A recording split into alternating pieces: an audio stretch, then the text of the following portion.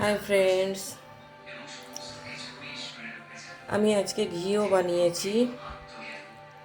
এই যে আমার ঘিটা দেখতে পাচ্ছেন, ঠান্ডা পড়ে যাচ্ছে। এখানে এখানে একটু আগেই ঠান্ডা পড়ে যায়, কারণ এটা তো টেবিল ল্যান্ড, উঁচু জায়গা, চারিদিকে পাহাড় ঘেরা।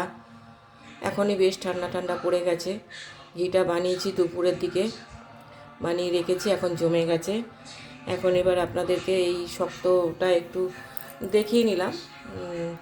এরপর আমি আস্তে আস্তে লিকুইডটা দেখাচ্ছি এবং বলছি কিছু কথা।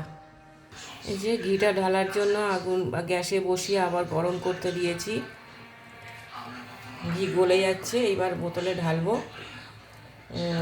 ঘি হচ্ছে এখানে এখানে মানে এখানে প্রচুর গরুর দুধ পাওয়া যায়, আর প্রচুর গরু আছে এখানে। আর মানে ওরা যেহেতু এই গরুর দুধ বিক্রি করেই রুটি রুজি করে, এদেরকে এখানে যারা গরুর দুধ বিক্রি করে তাদেরকে গৌর বলে। এরা এদের ব্যবসায়ী এদের ব্যবসায়ী হচ্ছে, মানে আমাদের যেমন গোয়ালা বলে, এদের গৌর বলে। এদের ব্যবসায়ী হচ্ছে লোকের বাড়িতে গিয়ে গিয়ে এরা নিজেরাই দুধ দুয়ে নিয়ে আসে, বা অনেক সময় বাড়ির লোক দুধ দুয়ে রেখে দেয়, ওরা ঢেলে নিয়ে চলে আসে। এবং চ্যানেল ওয়াইজ বিজনেসও চলে, অনেকেই এই বিজনেসের সাথে যুক্ত।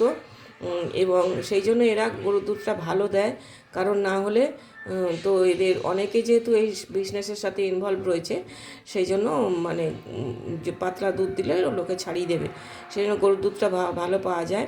আর আমি যেটা করি, আমি কাঁচা মাটাটাকে তুলি।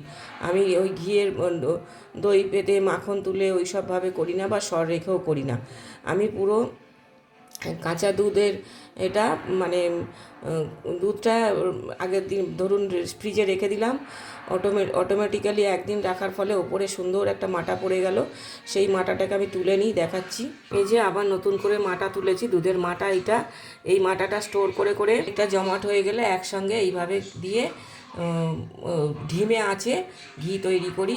এবং আমি কোনো দিন এখানে থেকে আমি এখানে এসেছি, আমি কোনো দিন ঘি কিনে খাই না, ঘরোয়া ঘিতেই খাই।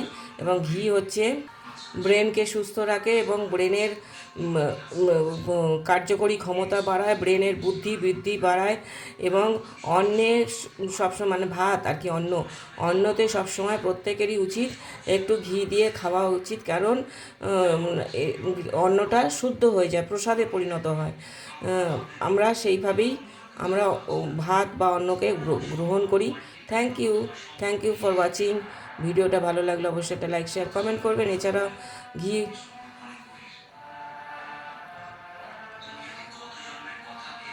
এছাড়াও ঘি অনেক কাজে লাগে।